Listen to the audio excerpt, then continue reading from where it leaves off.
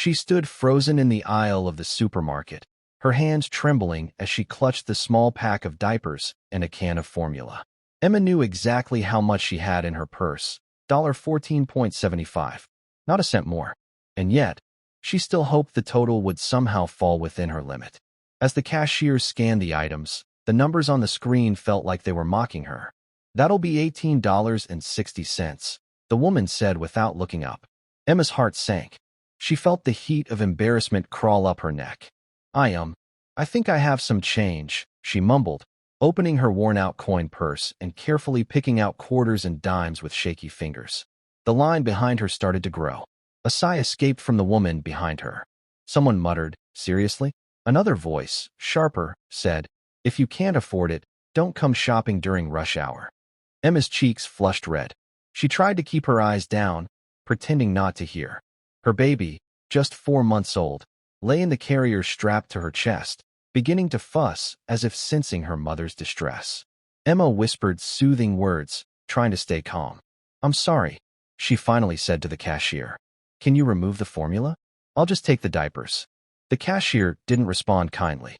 With an exaggerated sigh, she canceled the item and tossed it aside.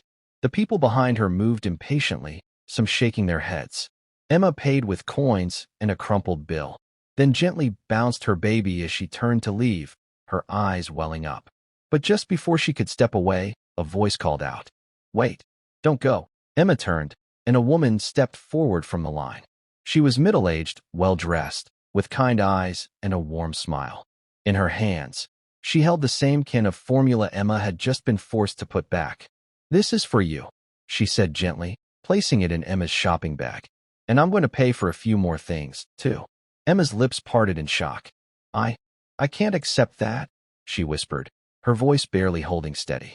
"Yes, you can," the woman replied, waving her hand toward the cashier to resume the scan.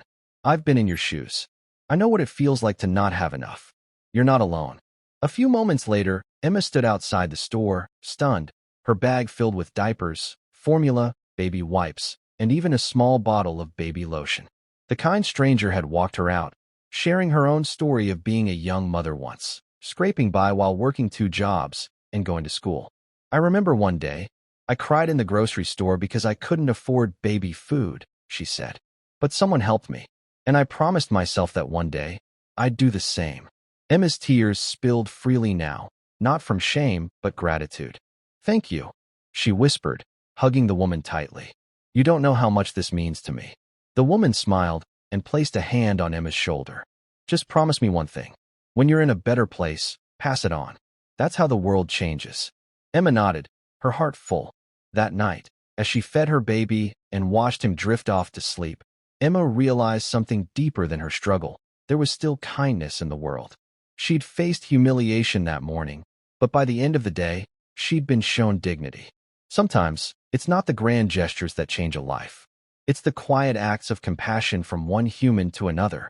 And one day, Emma knew, she'd be the woman standing behind someone else in line, ready to say, "I've been there, and you're not alone."